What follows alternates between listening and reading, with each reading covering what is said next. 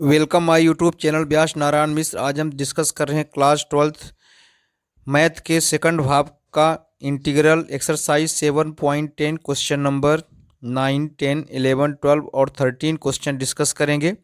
इसके पहले के क्वेश्चन पिछले के वीडियो में अपलोड है, आप वहां से देख सकते हैं। और आप हमारे चैनल को लाइक ज़रूर कर दिया करें और सब्सक्राइब कर दें यदि आपने अभी तक सब्सक्राइब नहीं किया है। क्वेश्चन नंबर 9 दिया हुआ है, वीडियो लंबी ना हो इसलिए इसको हम लिख करके फिर एक्सप्लेन कर रहे हैं। तो क्वेश्चन 9 दिया है कि ये 0 से 2 इंटीग्रेशन है, x 2x माइनस dx को हमें इंटीग्रेट करना है। इसको हम कई मेथड से सॉल्व कर सकते हैं, लेकिन इसको हम इसके दूसरे मेथड भी हैं सॉल्व करने के लिए, लेकिन इसको हम लेट करके सॉल्व कर रहे हैं। तो हमने यहाँ पर क्या किया कि जो ये 2 माइनस एक्स है इसको हमने t ले लिया। तो यहाँ से x इक्वल टू हो जाएगा 2 माइनस टी, क्योंकि आप यहाँ से देख सकते हैं कि x को इधर ट्रांसफ़र कर देंगे, t को इधर ट्रांसफ़र कर देंगे, तो x equal to 2 minus T हो जाएगा। इसको डिफ्रेंशिएट करेंगे तो x का dx हो जाएगा, 2 का 0 हो जाएगा और t का dt हो जाएगा, माइनस है तो माइनस dt हो जाएगा।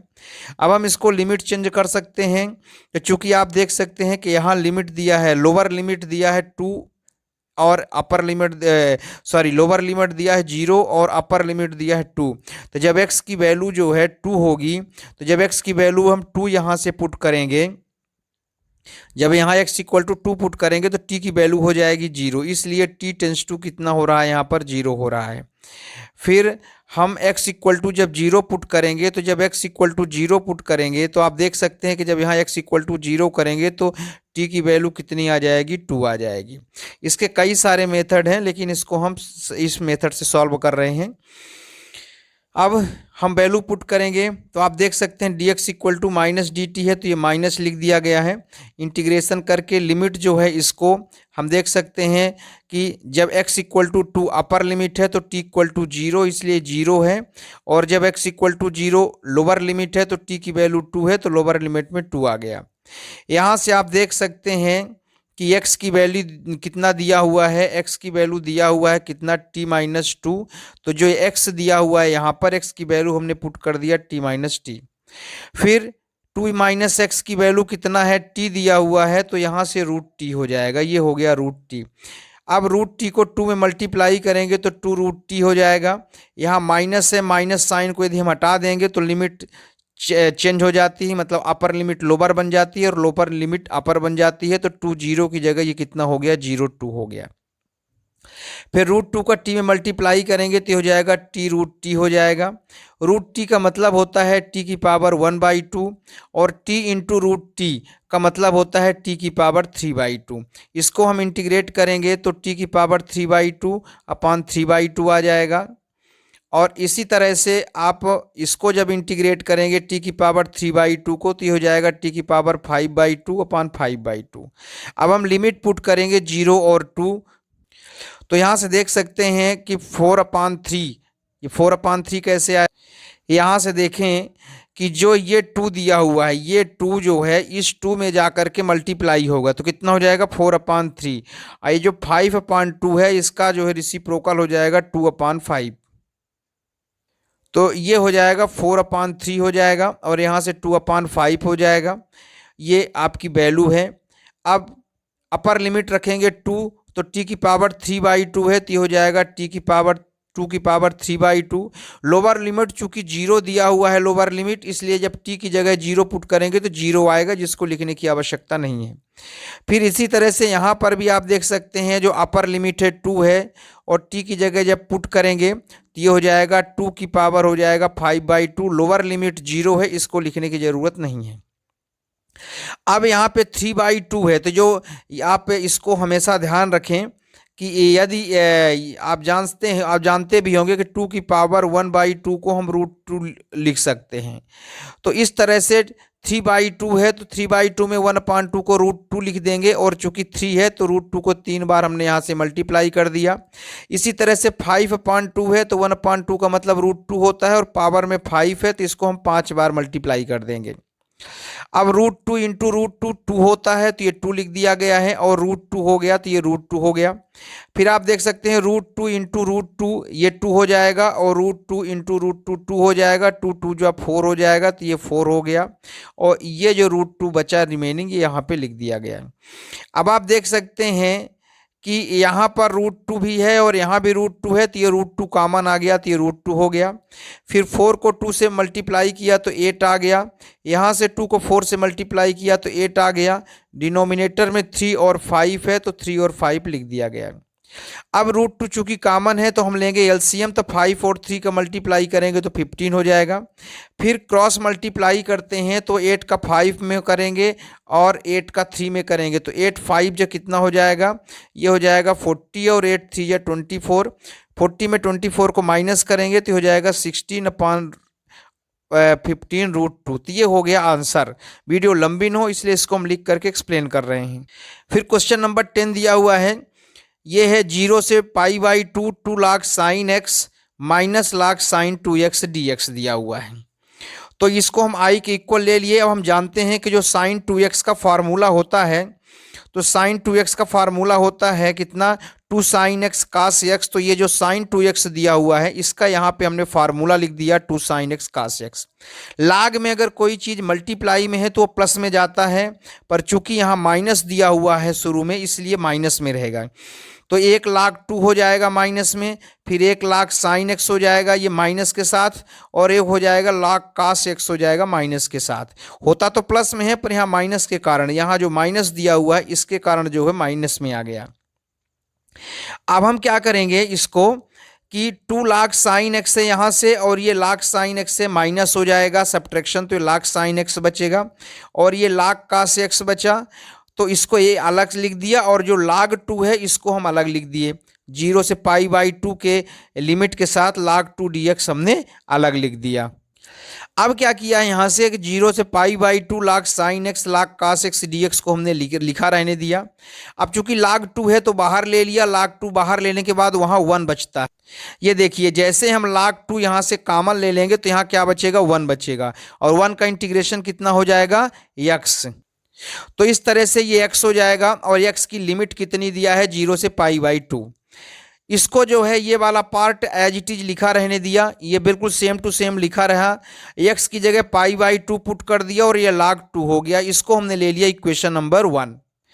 अब इसका एक रूल होता है कि जो लिमिट दी रहती है अपर लिमिट, हम अपर लिमिट माइनस वैल्यू लिख सकते हैं। तो यहाँ से 0 π/2 है, इसको हम देख सकते हैं कि यहाँ पर x दिया हुआ है, क्या दिया हुआ है, x दिया है, और ये जो अपर लिमिट है π/2, तो अपर लिमिट जो π/2 है इसको एक रूल होता है, उस रूल के अकॉर्डिंग इसको हम π/2 माइनस x लिख सकते हैं, क्योंकि अपर लिमिट π/2 है और यहाँ क्या लिखा हुआ है, x। इसी चीज को हमने लिखा है अगली स्लाइड। तो यहाँ हमने लिख दिया कितना, π/2 माइनस x, और यहाँ भी लिख दिया हमने π/2 माइनस x, और ये पहले ही प्रूफ किया जा चुका है, आप देख सकते हैं। अब साइन π/2 माइनस x कितना होता है, cos x, फिर cos π/2 माइनस कितना होता है, sin x, और ये चीज आप देख रहे हैं कि यहाँ लिखा जा चुका है। यह इक्वेशन सेकंड हो गया। अब इक्वेशन फर्स्ट और इक्वेशन सेकंड को ऐड करेंगे तो आप देख सकते हैं कि इक्वेशन फर्स्ट में जो log sin x है ये प्लस में है, और log cos x किस में है, माइनस में है। इक्वेशन सेकंड में क्या है, log cos x किस में है, प्लस में है, और log sin x माइनस में है। इसलिए जब इन दोनों को ऐड करेंगे तो ये जो पूरा पार्ट है, ये पूरा पार्ट जो है 0 हो जाएगा। तो बचेगा कितना, चूंकि ऐड करेंगे तो i और i मिलके 2i हो जाएगा।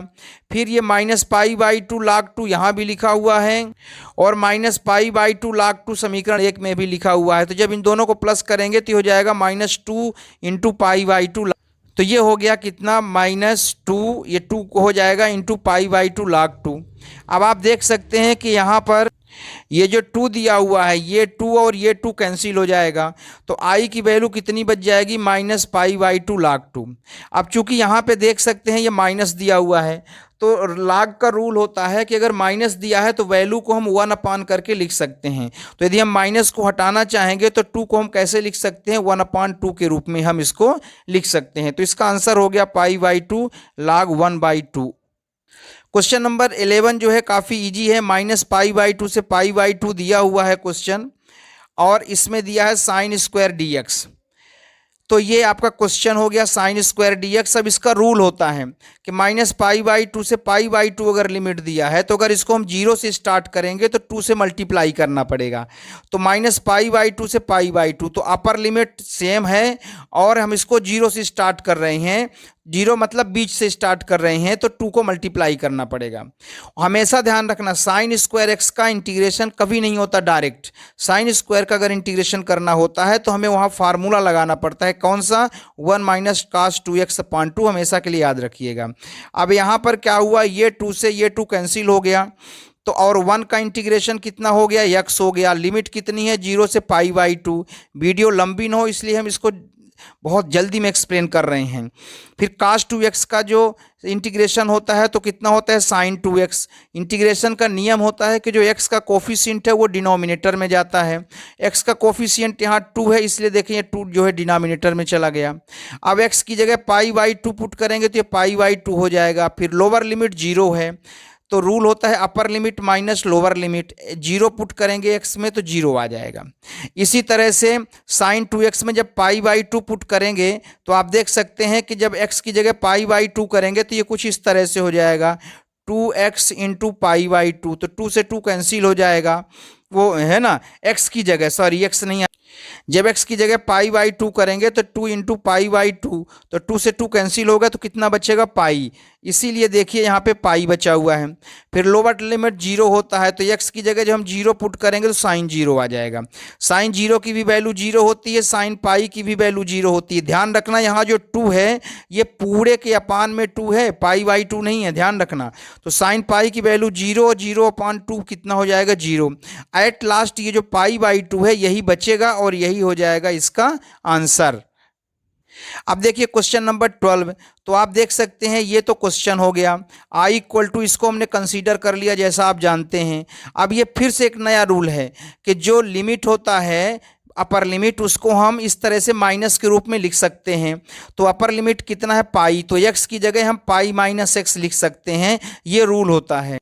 ये रूल होता है कि अगर जो इसकी लिमिट है 0 से a और fx है तो fx को हम 0 से a लिमिट में f(a - x) लिख सकते हैं। मतलब जो आपका इसमें दिया होता है, लिमिट दिया होता है, तो उसमें हम a - x के रूप में लिख सकते हैं। तो चूंकि यहाँ पाई दिया है तो इसको हम π - x लिख दिया और यहाँ पर भी हमने π - x लिख दिया। अब हम जानते हैं कि साइन π - x कितना होता है, sin x होता है। अब ये इक्वेशन सेकंड हो गया और ये इक्वेशन फर्स्ट हो गया, दोनों को ऐड करेंगे तो आप देख सकते हैं कि जो -x/1 + sin x और x/1 + sin x जब ऐड करेंगे तो माइनस प्लस होने के कारण ये कैंसिल हो जाएंगे। तो बचेगा कितना, ये बचेगा पाई और 1 + sin x। तो ये बच गया π/1 + sin x dx।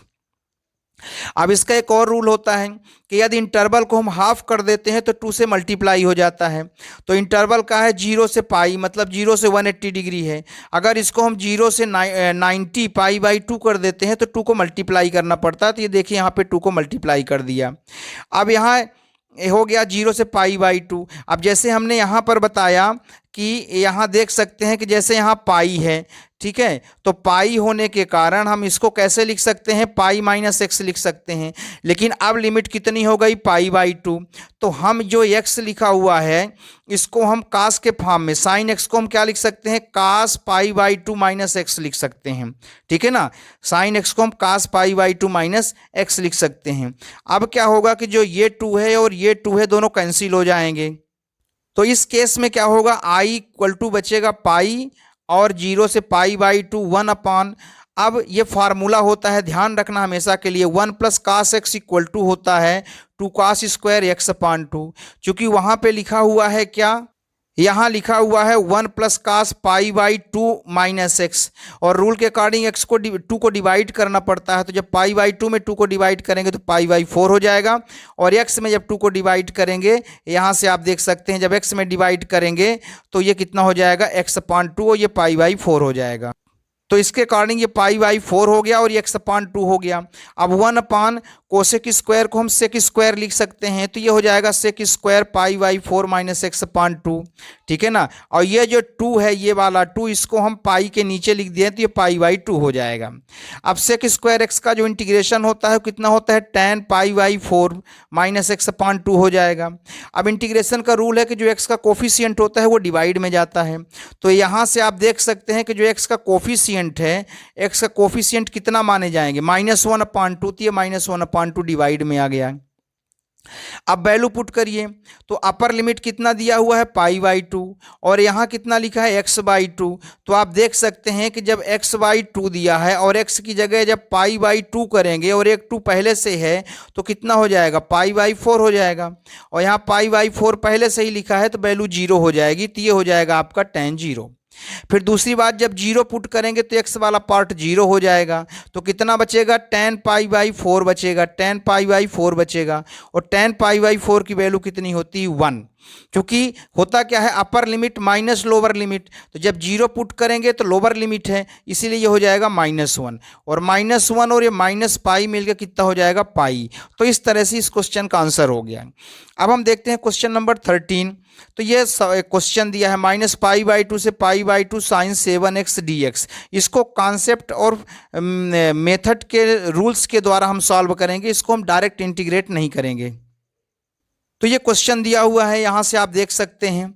अब sin 7x को हम fx मान लिया। अब यदि हमने क्या किया, यहाँ से x की जगह -x लिख दिया, तो यहाँ पर भी आप देख सकते हैं कि जो x दिया हुआ है इसकी जगह हमने -x लिखा। अब ये फार्मूला होता है कि साइन -x इक्वल टू होता है माइनस साइन x, तो ये हो गया माइनस साइन। अब चूंकि इसका पावर कितना दिया है, 7, ऑड दिया है, तो ऑड होने के कारण माइनस का माइनस ही रहेगा, तो हो जाएगा कितना, माइनस साइन 7x हो जाएगा। अब देख सकते हैं कि जो साइन से यहाँ पे साइन 7x है ये fx के इक्वल है, तो साइन 7x को हम fx के इक्वल कर देंगे।